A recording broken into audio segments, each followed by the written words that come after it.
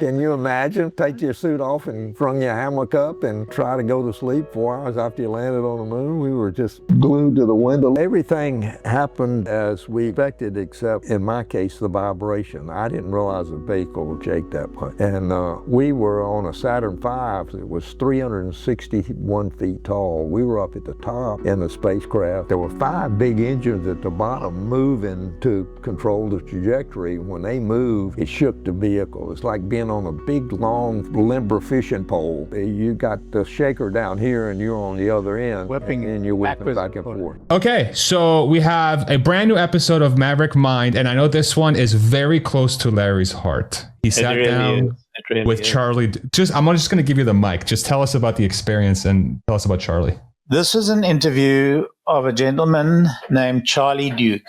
Now, not many youngsters, and everybody below the age of 60 to me is a youngster. Not many youngsters today will remember Charlie Duke. But Charlie Duke is one of the 4 remaining live people who ever walked on the moon.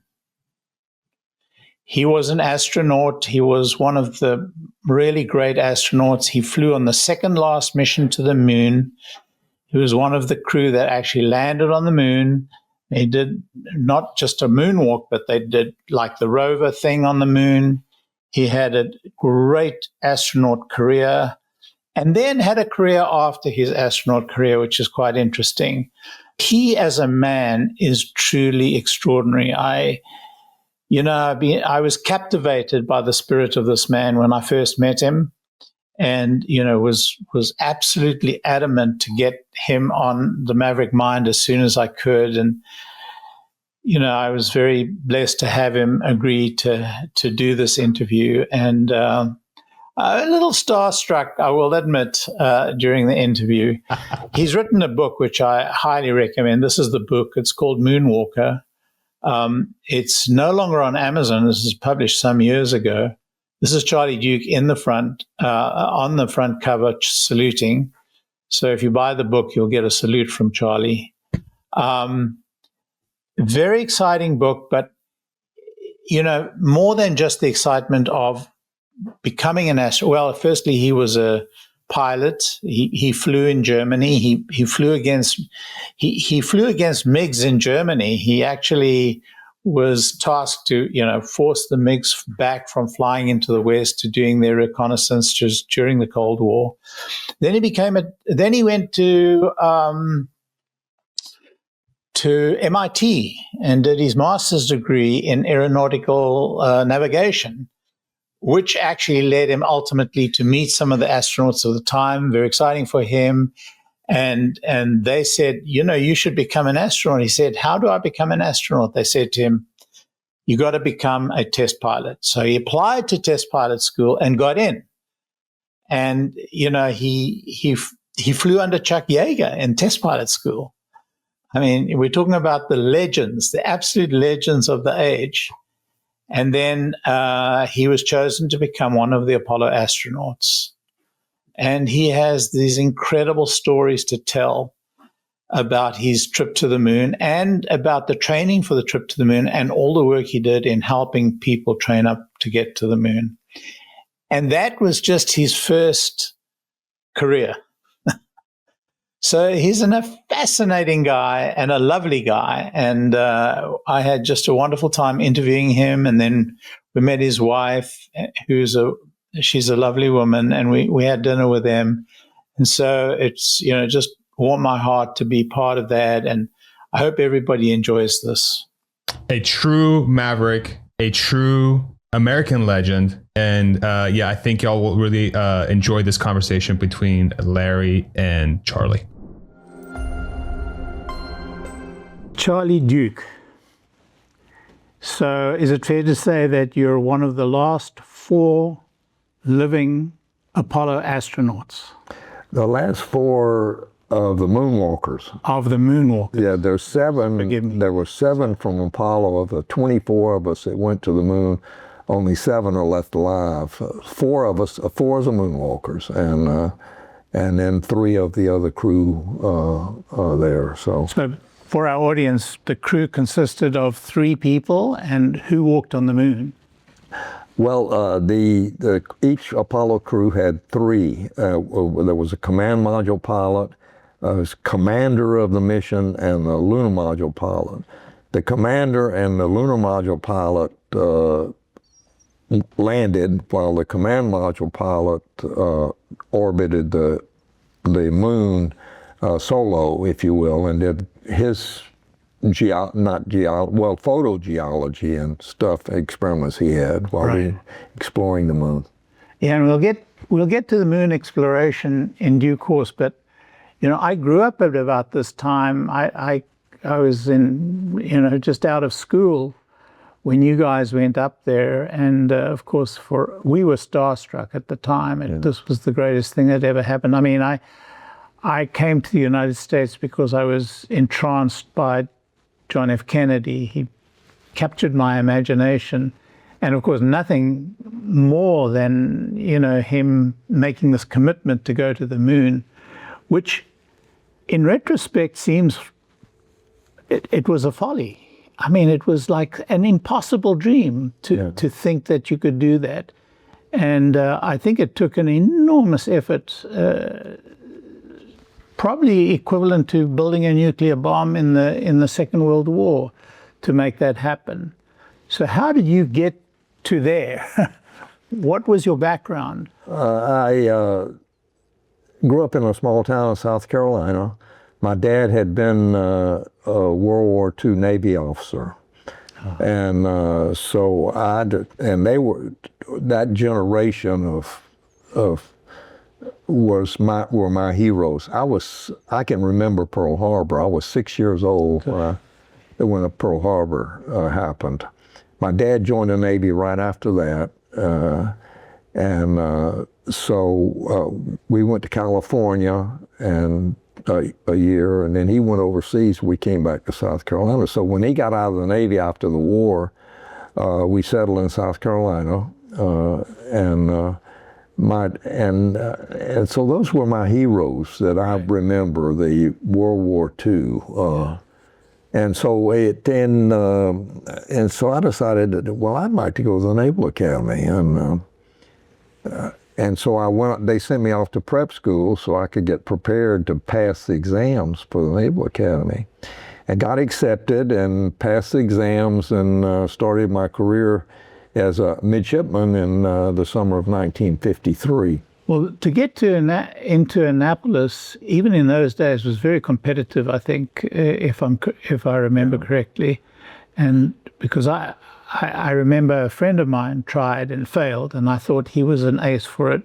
He would have aced it. So you must have been pretty high up in terms of physical fitness as well as mental acuity and academics. I was academically, once I went off to prep school so I could pass the exams to the Naval Academy. So my last 2 years of high school were at Admiral Farragut Academy in St. Petersburg, Florida. I did really well academically. I passed the exams. Well, and I got a congressional appointment from my congressman in South Carolina, and he hadn't had a midshipman go, or anybody go to the Naval Academy for years. And so he was so excited. He said, "You've got the appointment if you can get in." So I passed and started in '53. So you were from Lancaster, South Carolina. Yep. We were practically neighbors at different times. I settled in Charlotte, North Carolina when I arrived in the United States, and we lived there for 20 years. And that's where I was born, Charlotte. Charlotte, yeah. Yes, I read that. I read that all in your book, Moonwalker, which is an incredible read. Thank you. It's an incredible read. We'll put this on the show notes so people can order it, but it's an amazing book. I have to take you back to, your time in growing up in Lancaster, South Carolina. Of course, you'd been to California and followed your father in the Navy. Yeah. In the Navy, and then came back to Lancaster. But getting to Annapolis must have been quite a jarring change for you. It was. I was a small town, and nobody. It was a back then Lancaster was a big textile town. Yeah. We had one of the biggest cotton mills in the world in that town, so that the whole town was supported by the employees at the mill. But I wanted to go to the Navy. I wanted to be in the Navy, and so I just when I decided that I wanted to go to the Naval Academy in the 10th grade, my folks realized that they needed to send me to Admiral Farragut Academy to get the last 2 years so I could pass the exams. Right. So I did, and passed the exams and started off, and it was a big advantage being at a naval preparatory school. It was I learned how, at 15, I learned how to make my bed, I learned how to march, I learned how to salute, I learned how to carry a rifle. So all of that preliminary stuff I'd learned before I got to the Naval Academy. It was a big advantage being a midshipman. Turned out that once I got picked for the space program and the Apollo was over, 2 of the graduates from Admiral Farragut Academy landed on the moon. Wow. Alan Shepard and myself. That is some statistic. Yeah. There must be very few schools that achieved that goal. That they used it a lot. Wow. To recruit, you know. But your time in the Navy was relatively short because I fell in love with airplanes when I was at the Naval Academy and didn't like sea duty, so I decided that I wanted to fly airplanes. And so back then there wasn't an Air Force Academy, and so you could volunteer for the Air Force, 25% of the class.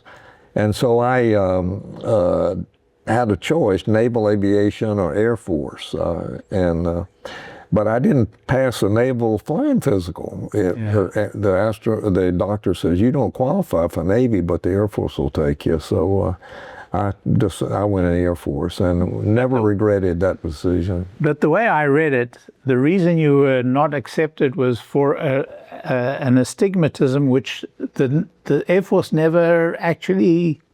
Well, it wasn't. You could have astigmatism if you went in the Air Force. It was something to do with landing on carriers. On carriers, I get it. And I don't remember the details, but he said, you don't qualify for naval aviation, but the Air Force will take you. So that gave me an impetus, of course, to fly, and I wanted to. That was the only choice, so I went in the Air Force when I graduated. Now, as I read it, you had a stellar Air Force career. I mean, you ended up at Edwards. You became a fighter pilot. That's right. And I was on my way to Germany in 1959 when the first group of astronauts was selected and NASA was formed. And I spent 3 years at a fighter squadron in Germany from 1959 to June of 1962, and was over there when, of course, when Yuri Gagarin flew in 1961, followed by Alan Shepard, and Kennedy announced the Apollo program. And to me, that was the wildest thing you can imagine. Yes. Going to the moon. Most people, unless you're older like we are, they didn't realize rocketry was not a real science. It was 5, 4, 3, 2, 1, blow up rather than lift off. And so it was a shock to me as a young fighter pilot that this guy's going to commit us to the moon. I look back now, and the most amazing thing was 8 years and 2 months after that. It was almost inconceivable. Yeah. You know, I came to the United States because I was so inspired by John F. Kennedy, so inspired. And so I sought from school in South Africa to come to the United States and was able to. But when John Kennedy, and I watched it live on TV when he committed to go to the moon, it just seemed out of, given where we were at the time, it just seemed impossible. I agree. That everybody and all the pilots in our squadron laughed. I said, get to the moon. We got 15 seconds and 15 minutes in space and he's going to go to the moon. It just didn't seem possible. Didn't seem possible, did it? So take us through your Air Force career very briefly. You ended up as a test pilot, right? I was a fighter pilot, got through flight school, and in the spring of 1959, I was assigned to Ramstein Air Base fighter squadron, and spent from May of 1959 until May of 1962 as a fighter pilot in the 526 Fighter Interceptor Squadron, and then the Air Force wanted me to go to MIT, so to get a master's degree. Right. So I said, okay, I'll do that. And one of the things that happened though was I could have stayed in Germany for one more year and then go to MIT. If I'd have made that decision, Larry, I would never have been an astronaut. I'd have never met my wife that I married, and my amazing the girl that I was married. Anyway, when I got to MIT, I was in a master's program in aeronautics and astronautics, and MIT actually had the contract to build the Apollo guidance and navigation system. So I got to do my thesis on that system. Wow. And as a result of that, some astronauts came to MIT to visit, to look at the system and play with the system and see if they could really navigate with this system. And we proved that you could, and I'd never met anybody that was so enthusiastic about their job than these guys.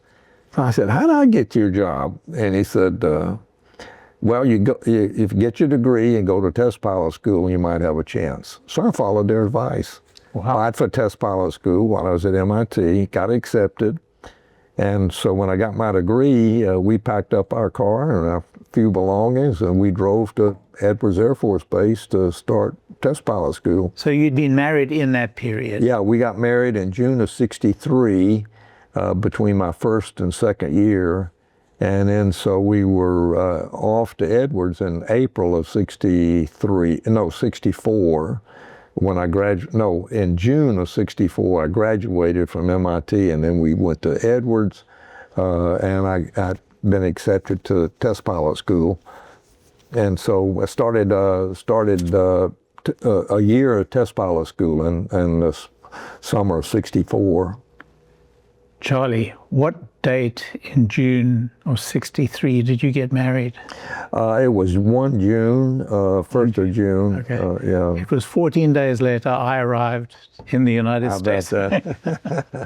That's been... So I got to Edwards, and it was a whole year. Test pilot school was a whole year.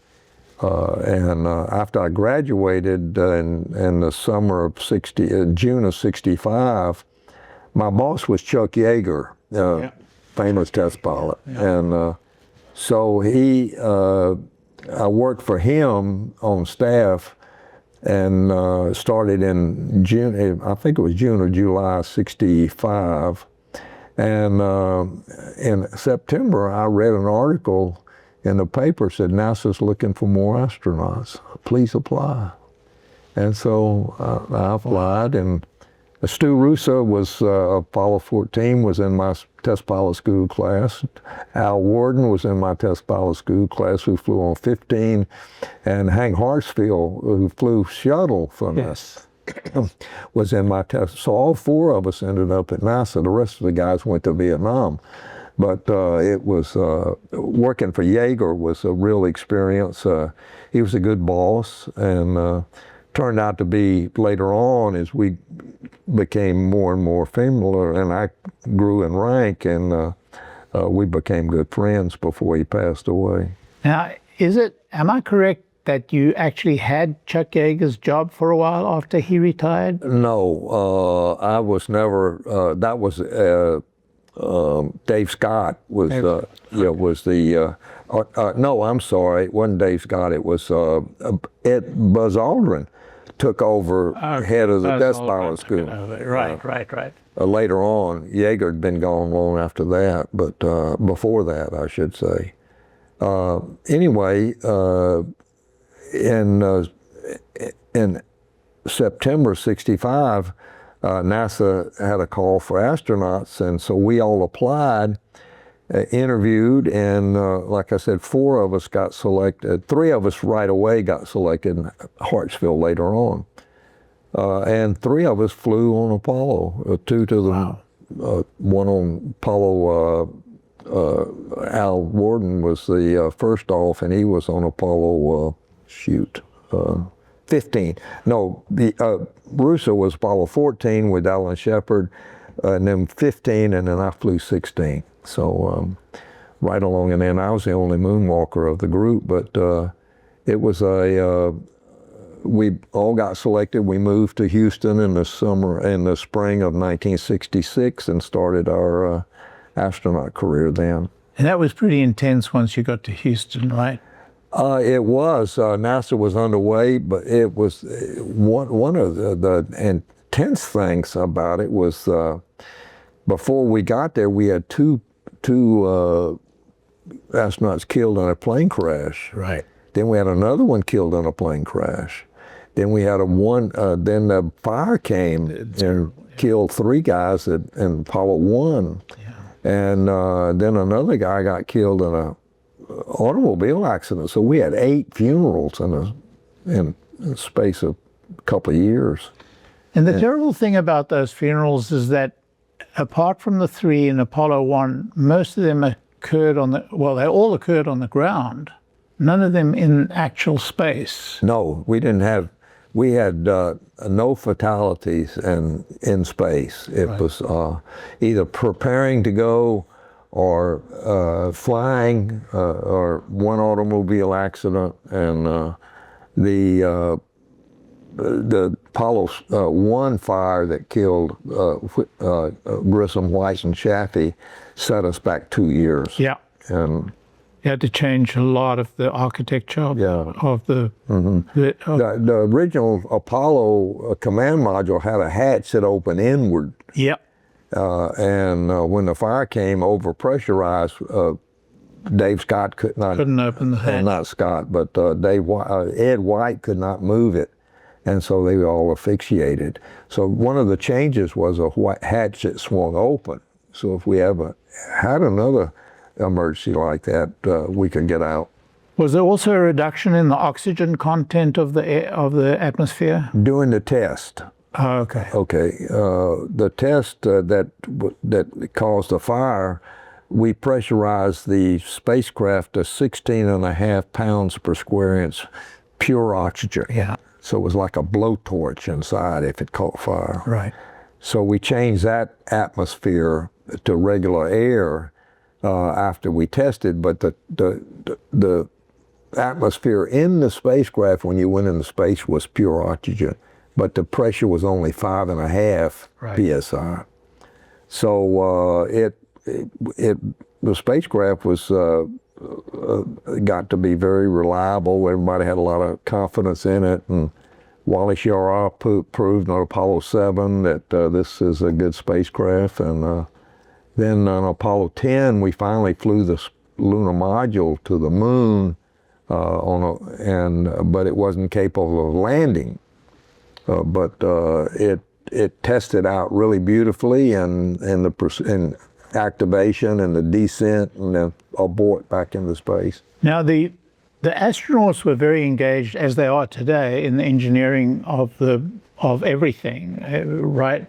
You kibitz back in those days. Yeah, it was more of a kibitz. You looked over the guy's shoulder. What is this? And well, that's the switch that does this. I said, well, why don't show me where it is? And sometimes we made a suggestion. Why don't you put that switch over here and this switch over there? And but you personally got quite engaged in one particular facet of the lander, right? Is that correct? I was working on the lunar module, yeah, and the engines. We were having trouble with the ascent engine, and I was assigned to a propulsion group that made the decision: are we going to keep the original contractor for the ascent engine on the lunar module, or are we going to change? Was it the engine or the injector? The injector was a problem, but it was an unstable engine. Almost unstable. So I was on a committee that went around and what are we going to do? And after 3 or 4 months, we made a report to the program manager, George Lowe, and recommended we change contractors. And so they did, and the Aerojet, the new contractor, did a beautiful job. Yeah, it worked very well. Yeah. Sustained. Never had a hiccup even on the lunar module engines. So one of the most interesting parts of the book is the training that you guys did. It was extraordinary. You traveled the world and did training in the jungle and in the desert, and it was an enormous amount of training.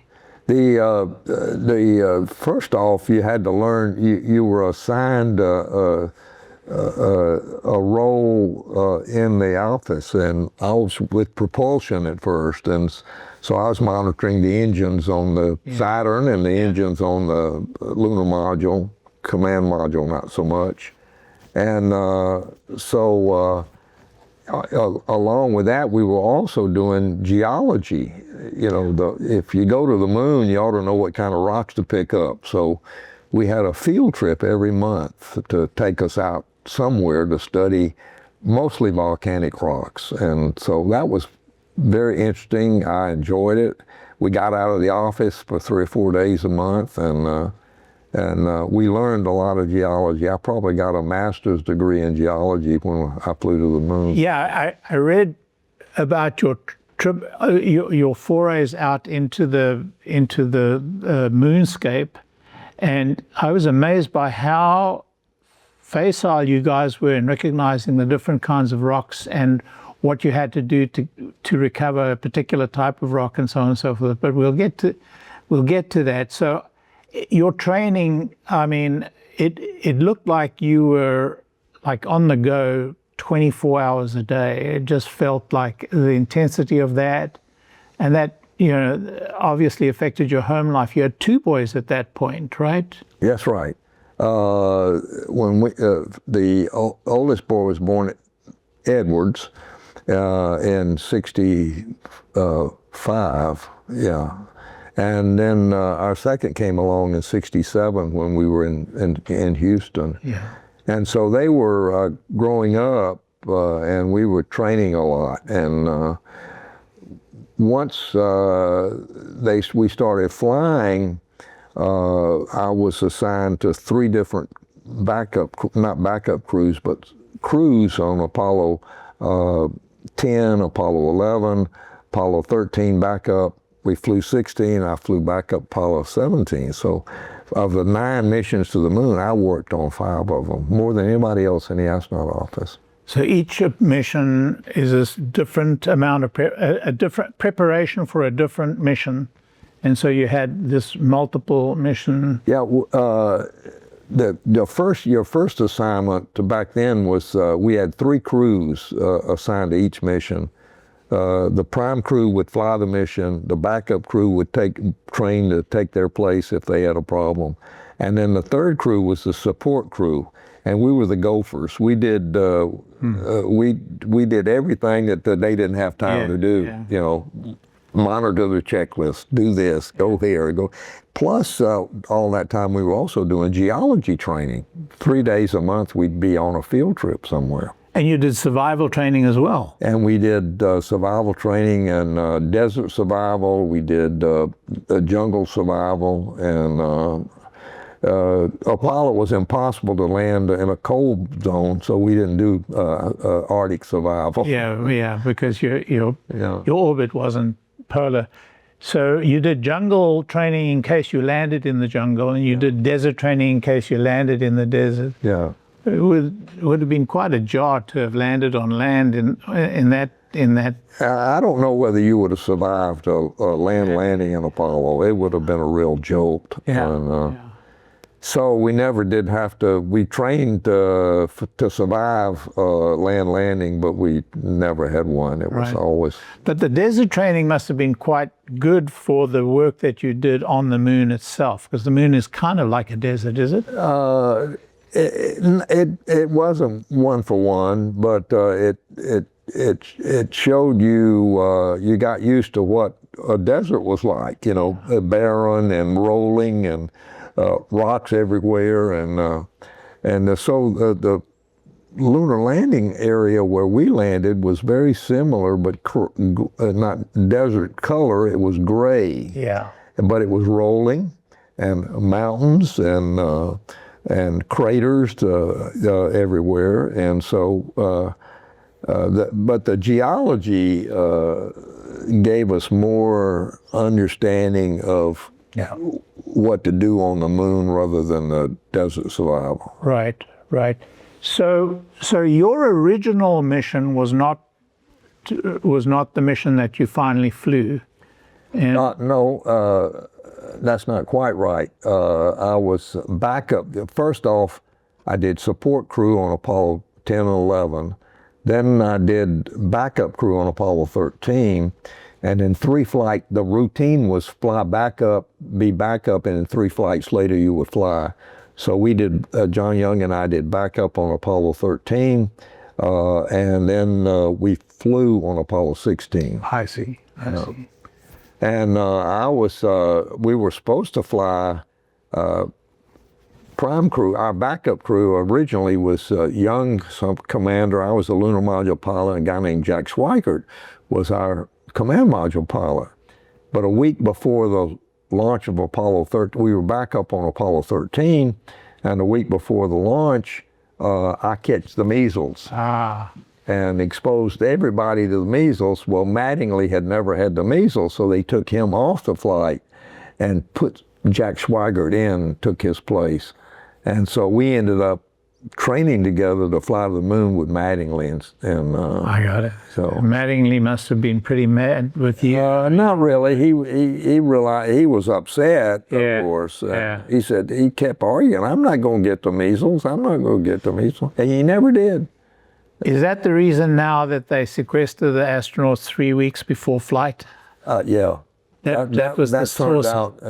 We were quarantined after the flight started because of moon bugs, but there weren't any moon bugs, and so they dropped that part. But due to the measles, they put 3 weeks before the flight. Right. So get you out of the kids' sight. So, okay. So now let's get to the flight itself. You described the actual liftoff, which is incredibly exciting, I guess. Had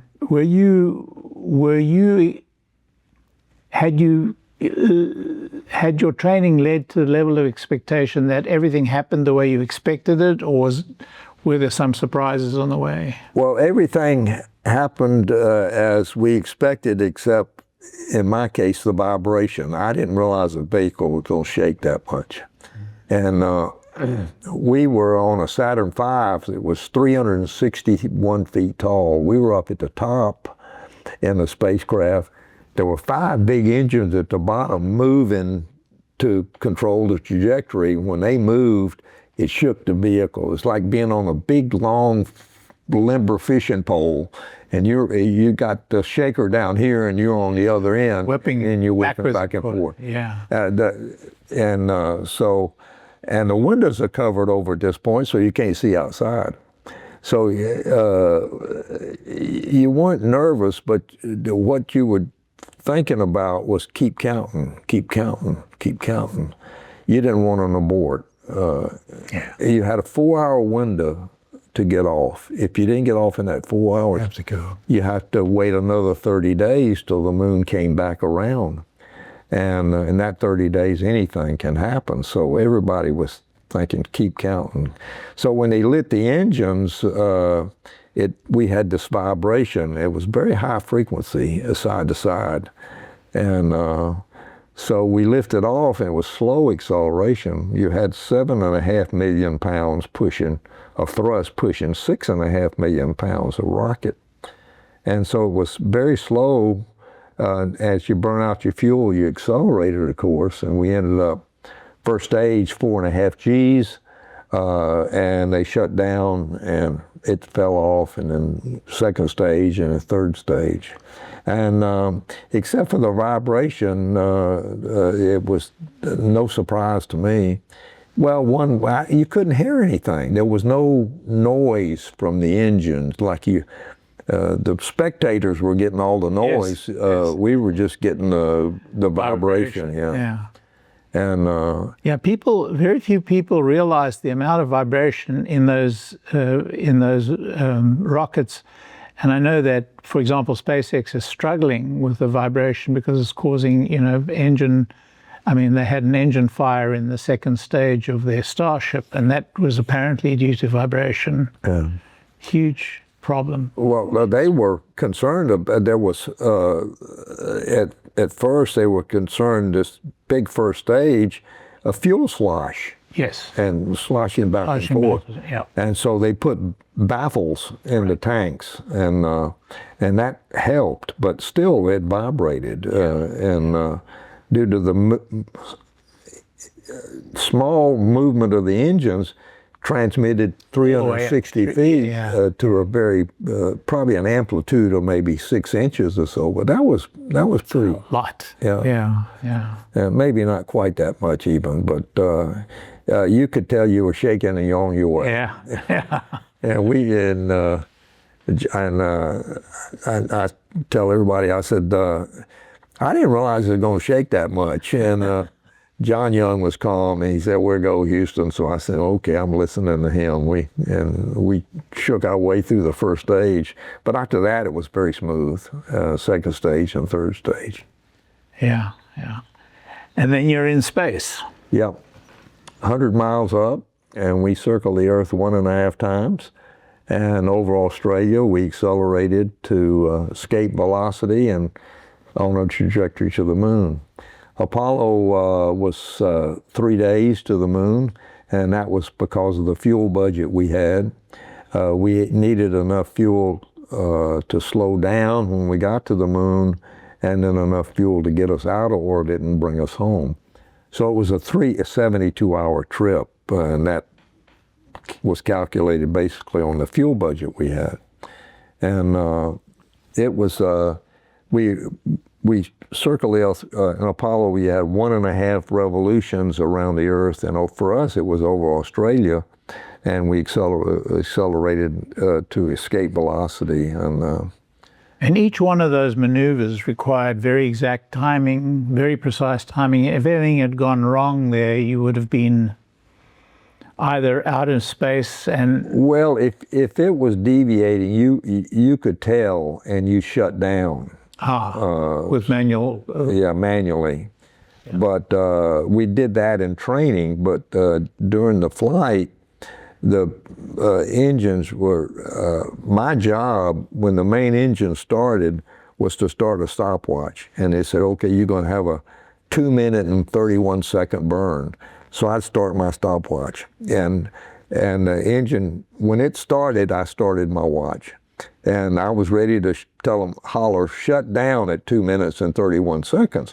Well, the engine just, boom, it shut down. Yeah. And, but I was the big backup, if you will.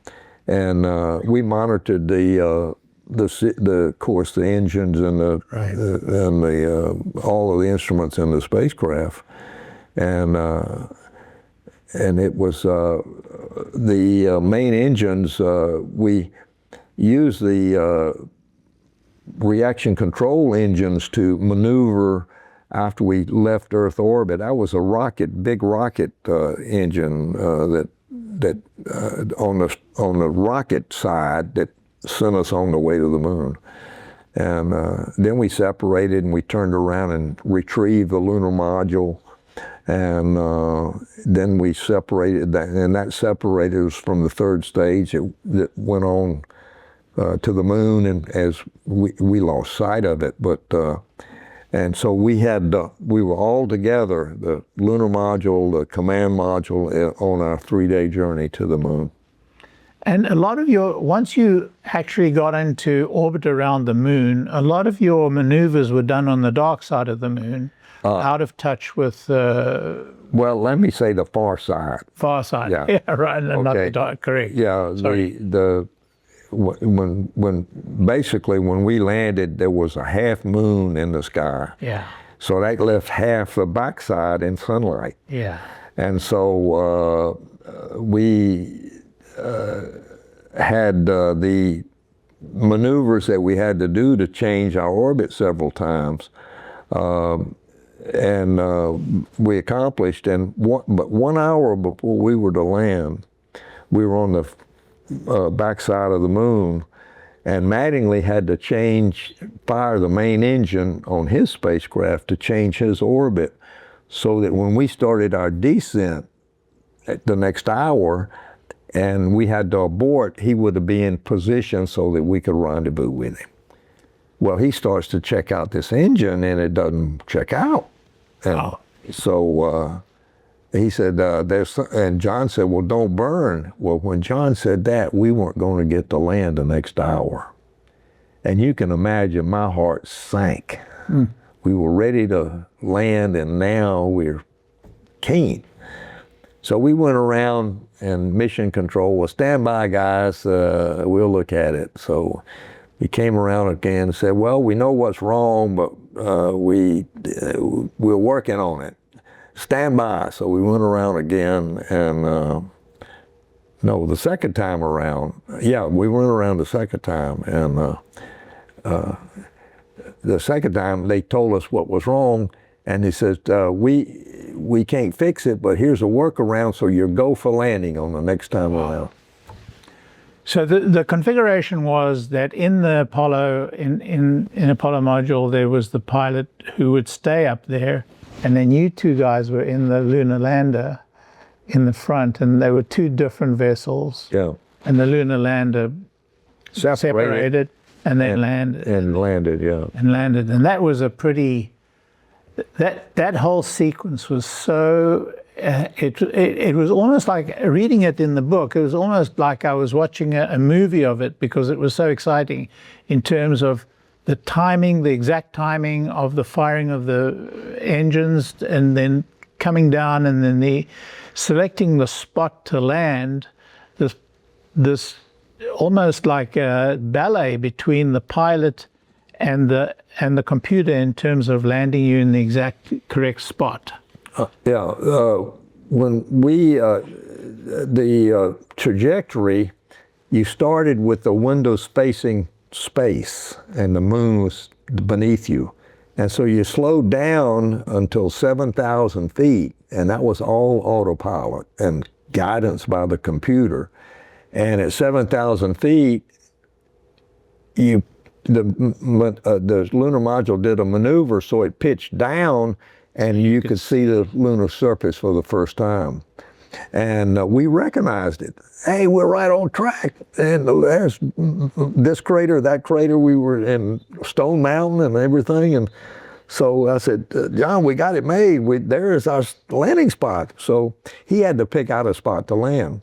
One of the problems on our flight, we had studied photographs of our landing area taken from space by Apollo 14.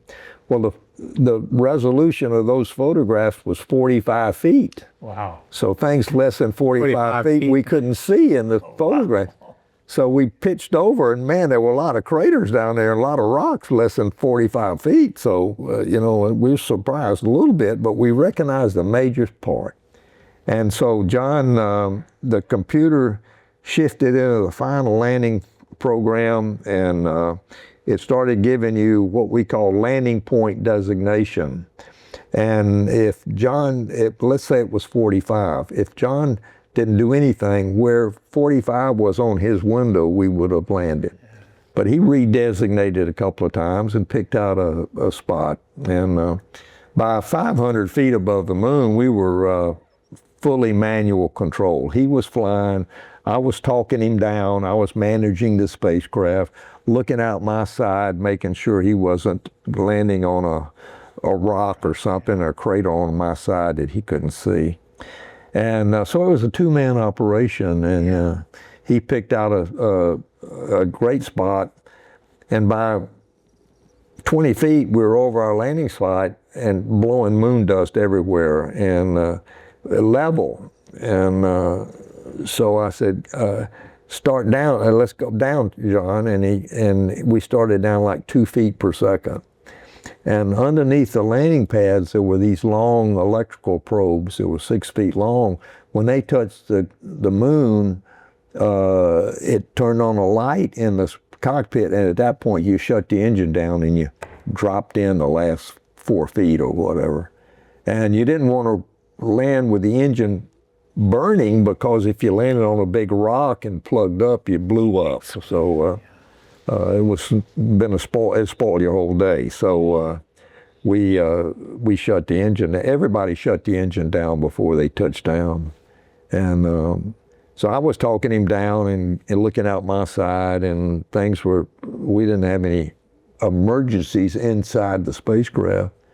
But it was a full-time job for both of us, as I was keeping him on trajectory, and he was actually manually flying the spacecraft to a landing. Yeah, that was the very exciting time when Neil Armstrong was landing Apollo 11, when he was pretty tight in terms of what was going on. But when you guys got out the first day, it was pretty exciting to be there. But one of the interesting parts of the book for me is how little space there was in that module. There wasn't much room.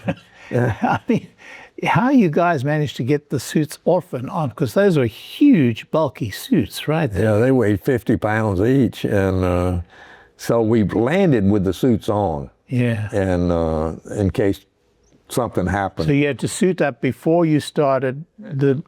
Well, we didn't have the backpack on. Ah, okay. But we had the suit on, and we had helmets on and gloves in case we landed and blew a window out or something and depressurized. So you had your suit on, but you couldn't go outside until you put your life support system on.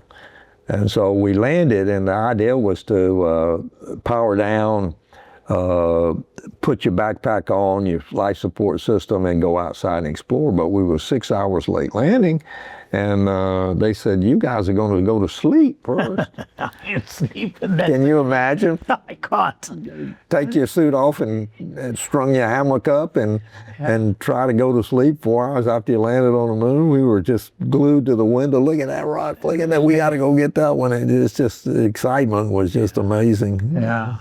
But we tried to get some sleep. We strung hammocks up and took our suits off and strung hammocks up. Mine went that way and John's went this way. So I was finally able to get about 4 hours sleep. Yeah, you took a few sleeping pills on that trip. The first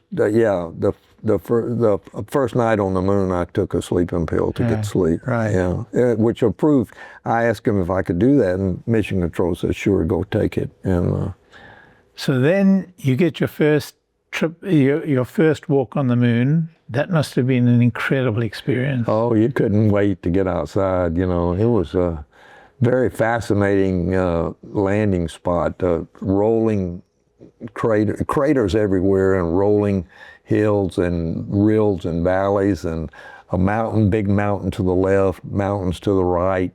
And our objective was to explore this valley called the Descartes Highlands. And it was supposed to be volcanic rocks, but it turned out wasn't any. And there was, if you compare our landing site to where Neil Armstrong landed, we were 8,000 feet above in elevation up in the mountains of the moon.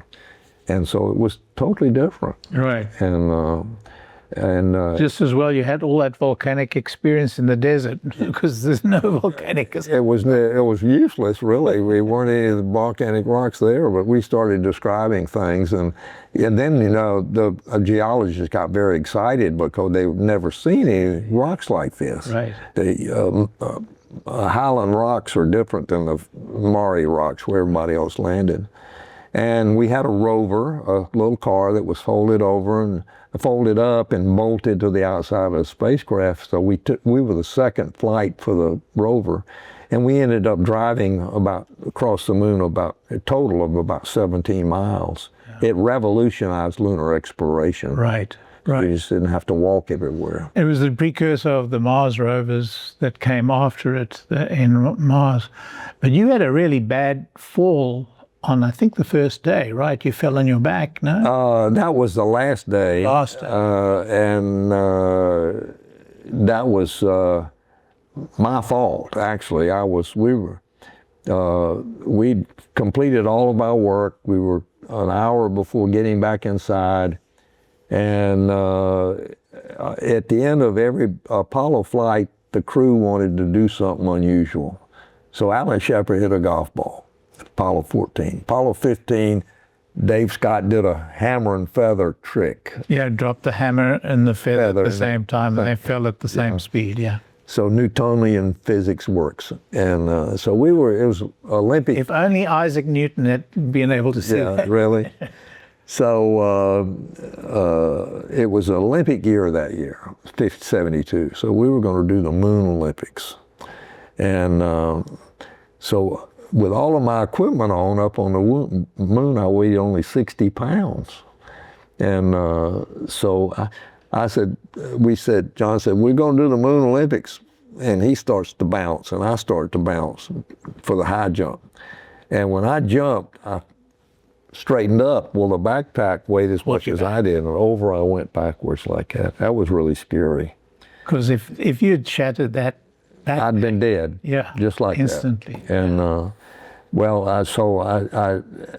that was fear is not a bad emotion if you don't panic. Yeah. So I said, do something, and the thought came to mind, roll right. So I rolled to the right, broke my fall on my right side, bounced onto my back, but I'm still alive. And things that you could hear the pumps running, and the pressures were correct. And so John came over and helped me up, and then I got up and I looked and the TV camera was pointed right at me, and Mission Control was very upset.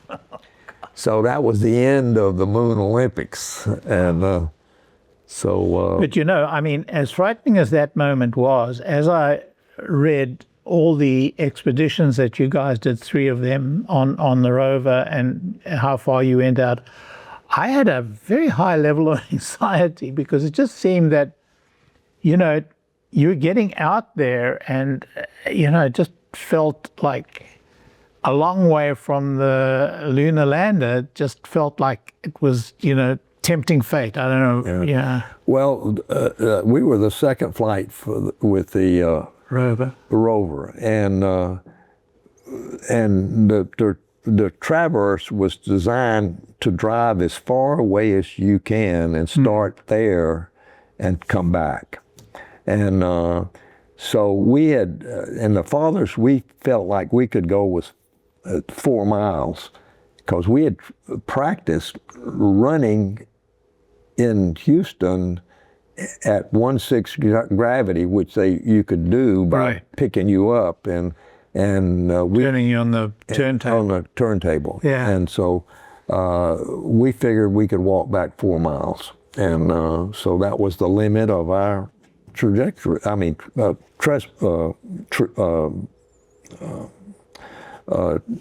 anyway. The distance you. The distance, yeah. So we'd drive out 4 miles and we start working our way back. Right.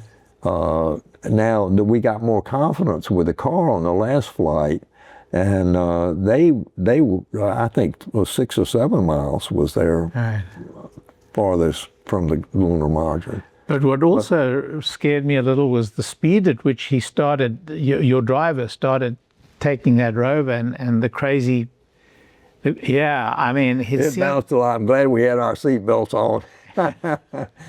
We had, the Rover was an amazing vehicle. John drove and I navigated, and it was real bouncy, you know, when the Rover itself on the moon only weighed 80 pounds. And so you strapped in, so you had 60 pounds and 60 pounds, so we had a 200 pounds basically on the moon that was moving along. And so we strapped in, and John drove and I navigated, and it fishtailed a lot like this, and it slid a couple of times, and it went in a crater, and it felt like it was going to turn over, but it never did. It just came back out again, and John did a great job, and I navigated. And we didn't have TV while we were underway because the antenna was would move, and it wouldn't stay fixed on Earth. So when we stopped, we could point the antenna to the Earth, communication antenna at the Earth, and turn on the TV camera, which was controlled by Mission Control, and we just turned it on, and then they controlled it all. And then we went to work. We had at every stop we had a checklist that do this, collect this kind of rock, do this, whatever it was. And we were well prepared, and it was exciting. We didn't want to come back. You collected over 200 pounds of rock, is that That's correct, yeah. And packed that into this tiny little module. Yeah, it all fit.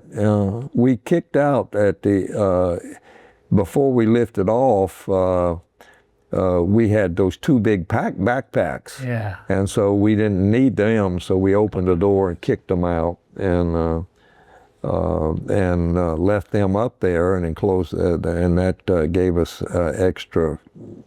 less weight to get back into orbit. And you left two souvenirs on the moon. Yeah. The one was a photograph of you and your wife, right? And my family. And your children. At that point, you had the two kids. The reason why I did that was for 3 years, basically counting my Apollo 11 and everything in 10 and 11 and 13 back up, and then we'd been going to Kennedy Space Center from Houston every week, or going somewhere, and the kids were growing up, and so Dad would come home on the weekends, and so I asked the boys, I said, well, you like to go to the moon with Dad? They said, oh yeah. I said, okay, we're gonna take a picture of our family. And we took a little snapshot of the four of us, and on the back of it we wrote, this is the family of astronaut Charlie Duke from planet Earth, who landed on the moon in April 1972. Right. And we all signed it. And so I dropped it on the moon, and you can see it's the only family picture taken to the moon. And so there it is on the moon. I take a picture of the picture. And the other thing I left up there was the Air Force sent me 2 birthday medals commemorating the 25th anniversary of the Air Force. So I left one on the moon, and happy birthday Air Force, and brought one back. And so the picture came out, the picture of the picture turned out really well. And so it's the only family photo left on the moon. So that's amazing. Yeah, it's amazing. And the trip back is quite exciting because you have to meet up, join the two vessels together, and then climb out of the one and get into the other. I mean, it's a pretty complicated process. Well, we had practiced. That's why we spent 1,000 hours in a simulator. Wow. You know, we knew how to do it. And but there's so little space to maneuver in those two craft. You know, it's just incredible. Well, the lunar module was such that you didn't even need seats. So we floated or stood up or lay down in gravity on the moon, and in orbit. Once you got the engine off, you could we were strapped in, anchored to the floor. And then we could float around. Right. And when we got back into orbit, all this moon dust floated up into the spacecraft, and so we had to change our procedure slightly to accommodate that. And so when we joined up, Mattingly opened the hatches, and he looked in, and all this moon dust, he wouldn't let us come in. So he floated over a vacuum cleaner and said, "Clean up, and then you can come in." So we did, and took I don't know, this dust devil, whatever it was, and we vacuumed up everything and moon dust, and then he let us come in. We had about 200, a little over 200 pounds of moon rocks, and of course, the experiments results that we were bringing back, and some items that we took back with us from the lunar module to have some souvenirs. So we joined up and transferred everything back into the command module, and the next day, 24 hours later, we jettisoned the lunar module, and it eventually crashed on the moon. Right. We started home then. And then on the way back, you had a spacewalk. Yes, we did, yeah. Took about an hour and 15 minutes, and we were, it was spectacular. Mattingly got out first, and he had to go to the back of the spacecraft to retrieve some big film canisters from 2 experiments he did. And so I floated out and just monitored. I had his life support systems and cables and stuff and tethers, and I was just watching him, making sure he didn't get loose. And I just looked around. There was the Earth over here. That must have been the most incredible. Oh, it was beautiful. Yeah, it was unbelievable. And tell us about the wedding ring. Oh, yeah. We had Mattingly had lost his wedding ring on the 2nd day of the mission.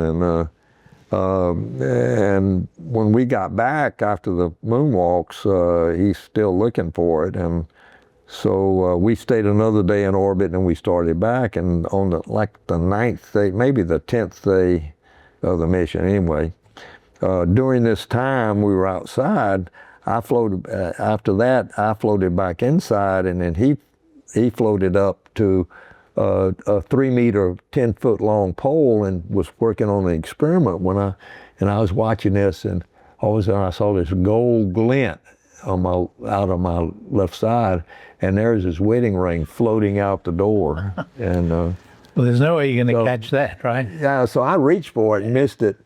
So it floated out, and it took forever, it seemed like. He just slowly moving out. And, we were moving probably 3,000 miles an hour, but everything's moving along together. Right. It's just there's no atmosphere to cause drag. Anyway, it eventually hit him on the back of the head, and a round ring and a round helmet, and it took a 180-degree bounce and started floating back towards that. What are the chances? I mean, yeah, and it infinitely small. Maybe a minute or two later, it floated back in right in front of me, and I grabbed it, and that was his save. I would have held that hostage for a lot of money. I mean, he was so happy, and was very fortunate. I mean, a round helmet and a round ring that it took a 180-degree bounce. In the middle of space. Yeah. So that's the most incredible story. And following that, Charlie, you had a very successful business career. Yeah. And then you and your wife became, I guess, we became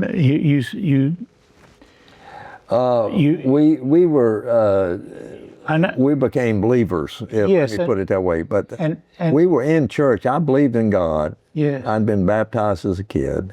And you did missions. I believe you even went to South Africa, my home country. Yeah, we did. We'd been all over the world, sharing our faith. We formed it was such a dramatic change in our marriage and our life. We wanted to share people, hey, look,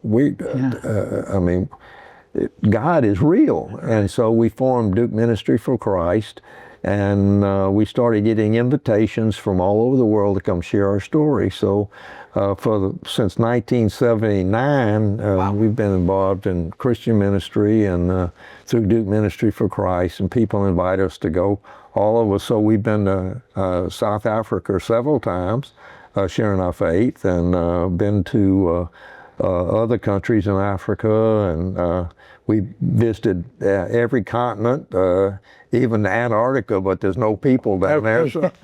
So we didn't preach to anybody down there, but we've been to South Africa and Africa and Asia and Southeast Asia, just everywhere. What a life in full. What a life in full. Yeah. Amazing. Fulfilling, very good. And to share the love of God. I tell everybody, I said, I walked on the moon for 3 days, and not many of us could do that, but everybody can walk with Jesus, and it lasts forever. And so we give opportunity to, that's a wonderful. I don't preach.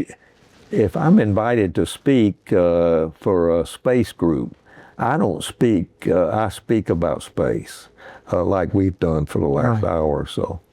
But then I have a Q&A question, and I pray, I just pray, Lord, if you want me to say something about our Christian walk, then have somebody ask me a question. So usually it comes in, what else did you do that was important in your life, or whatever? And not only that, you also became a family man and gave your family your time, which you had denied them for so many years, which was a tough road for your family to take. So it was. Yeah. I would say, Charlie, you've been a maverick, but certainly you've lived a life in full. And so it was just a great honor to have had this conversation with you. Thank you so much. Thank you, Larry. It was very interesting, and thank you for the opportunity to share my story. I like to do that, and so wish you well. God bless you. Thank you.